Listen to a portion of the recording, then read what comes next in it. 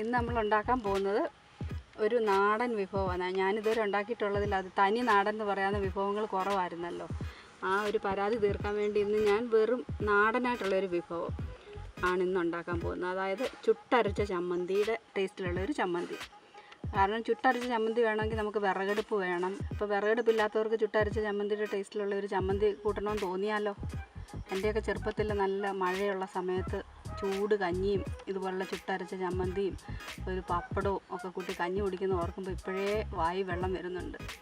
അപ്പോൾ എനിക്ക് അതൊന്ന് റീക്രിയേറ്റ് ചെയ്യണമെന്ന് തോന്നിയപ്പോൾ എനിക്കൊരാൾ പറഞ്ഞു തന്നതാണ് ഈ ഒരു റെസിപ്പി.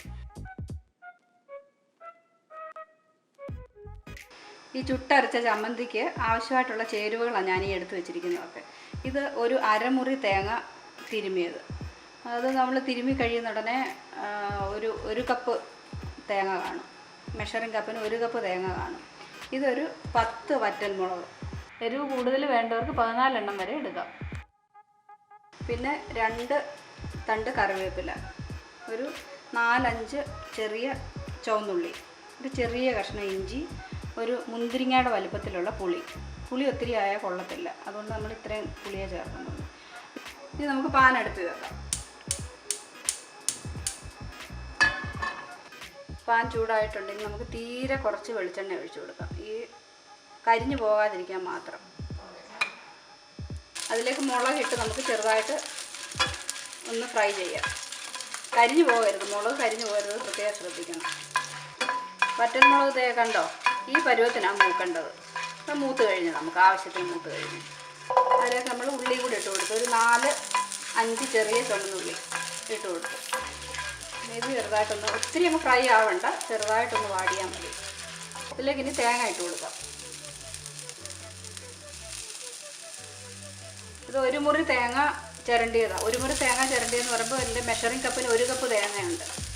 തേങ്ങയുടെ വലിപ്പം ഓരോരുത്തർക്കും വ്യത്യാസപ്പെട്ടിരിക്കുമല്ലോ, അതുകൊണ്ടാണ് ഞാൻ ചുരണ്ടി കഴിഞ്ഞിട്ടുള്ള അളവ് പറയുന്നത്. 1 കപ്പ് തേങ്ങയാണ്, ചിരണ്ടി കഴിയുമ്പോൾ 1 കപ്പ് തേങ്ങ. ഇനി അതിലേക്ക് നമുക്ക് 2 തണ്ട് കറിവേപ്പില അതുകൂടെ ഇട്ട് കൊടുക്കാം. ഇതിൻ്റെ ഈ വെള്ളം ഒന്ന് വറ്റിയാൽ മതി. ഈ തേങ്ങയുടെ വെള്ളം ഒന്ന് നന്നായിട്ട് ഒന്ന് ഡ്രൈ ആയാൽ മതി. അത് വറക്കൊന്നും വേണ്ട ഒത്തിരിയാണ്. ഇതിലേക്ക് ഒരു ചെറിയ കഷ്ണം ഇഞ്ചി, കണ്ടോ, തീരെ ചെറിയ കഷ്ണം ഇഞ്ചി. ഇതിലേക്ക് ആവശ്യത്തിന് ഉപ്പൂടെ ഇട്ട് കൊടുക്കും.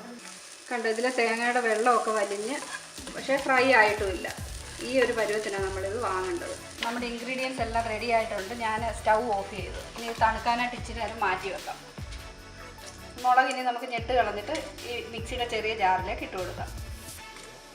ഈ മുളക് തന്നെ നമുക്ക് ഈ മിക്സിയിലിട്ടൊന്ന് പൊടിച്ചെടുക്കണം. ഇല്ലെങ്കിൽ പിന്നെ ഇതിൻ്റെ കൂടെ ഒക്കെ കിടന്ന് പൊടിച്ചെടുത്ത് കഴിഞ്ഞാൽ മുളക് ശരിക്കും പൊടിയത്തില്ല. അതുകൊണ്ട് നമുക്ക് ആദ്യം മുളക് ഒന്ന് ചെറുതായിട്ട് പൊടിച്ചെടുക്കാം. മുളക് നമ്മളിപ്പോൾ ഇതിനകത്തിട്ടൊന്ന് ചെറുതായിട്ടൊന്ന് ക്രഷ് ചെയ്തെടുത്തു. ഇനി ഇതിലേക്ക് നമുക്ക് ബാക്കിയുള്ള സാധനങ്ങളും കൂടെ ചേർത്ത് അരച്ചെടുക്കാം.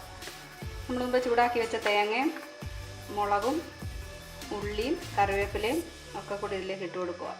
ഇതിലേക്ക് നമ്മൾ തീരെ ചെറിയ ഒരു ഉണ്ട പുളി, തീരെ ചെറിയ പുളിയൊക്കെ ഓരോരുത്തരുടെ ഇഷ്ടത്തിനനുസരിച്ച് ചേർക്കാം, പക്ഷേ കുറച്ച് പുളി ഇടുന്നതായിരിക്കും നല്ലത്.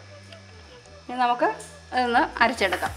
കണ്ടിന്യൂസ് ആയിട്ട് ഒത്തിരി നേരം അരയ്ക്കേണ്ട, ഇടയ്ക്കിടയ്ക്ക് ഒന്ന് നിർത്തിയിട്ട് നമുക്ക് പരുവം നോക്കി അരച്ചെടുക്കണം. ഇതിപ്പോൾ നമുക്കൊരു തോരൻ്റെ പരുവേ ആയിട്ടുള്ളൂ. നമുക്ക് കുറച്ചുകൂടെ അരച്ച് നല്ല ഉരുട്ടിയെടുക്കണ്ടേ, അന്നേരം നമുക്ക് ഇച്ചിരി നേരം കൂടി ഇതൊന്ന് അരച്ചെടുക്കണം. നമ്മുടെ ചമ്മന്തി ഇപ്പം ആവശ്യത്തിന് അരഞ്ഞിട്ടുണ്ട്. എനിക്ക് കുറച്ച് നേരം കൂടുതൽ അരയ്ക്കേണ്ടി വന്നു, എൻ്റെ തേങ്ങയുടെ കുഴപ്പമായിരിക്കും ചിലപ്പോൾ, അതുകൊണ്ട് കുറച്ച് നേരം കൂടുതൽ അരയ്ക്കേണ്ടി വന്നു. പക്ഷേ ഇപ്പോൾ അടിപൊളിയായിട്ടുണ്ട് ചമ്മന്തി. ഇനി നമുക്കിത് ഒരു പാത്രത്തിലേക്ക് മാറ്റാം. അപ്പോൾ നമ്മുടെ ചുട്ടരച്ച ചമ്മന്തി റെഡി ആയിട്ടുണ്ട്. ഈ ചമ്മന്തി കൂട്ടി ചോറുണ്ടെന്നത്, ഒരു ചെമ്പാവരി ചോറുണ്ടെന്ന കാര്യം ഓർക്കുമ്പോൾ എനിക്ക് ഇപ്പോഴേ വായി വെള്ളം വരുന്നുണ്ട്. നമ്മൾ ഇതിൻ്റെ കൂട്ടത്തിൽ ഒരു ഇച്ചിരി തൈരും ഒരു ഉരുളക്കിഴങ്ങ് മെഴുക്കുവരട്ടിയും കൂടെ ഉണ്ടെങ്കിൽ പിന്നെ ചോറുണ്ണാൻ വേറെ ഒന്നും വേണ്ട. എല്ലാവർക്കും ഇപ്പോൾ വായി വെള്ളം വരുന്നുണ്ടായിരിക്കും അല്ലേ ഞാനിത് പറഞ്ഞപ്പോൾ. അതുകൊണ്ട് എല്ലാവരും ഇത് ഉണ്ടാക്കി നോക്കണം. എന്നെപ്പോലെ നാട്ടുമ്പുറത്ത് വളർന്ന ആൾക്കാർക്കെല്ലാം ഇത് ഇഷ്ടപ്പെടും.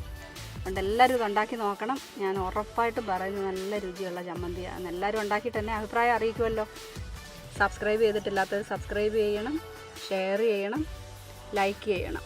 അടുത്ത ആഴ്ച മറ്റൊരു റെസിപ്പിയായിട്ട് നമുക്ക് വീണ്ടും കണ്ടുമുട്ടാം.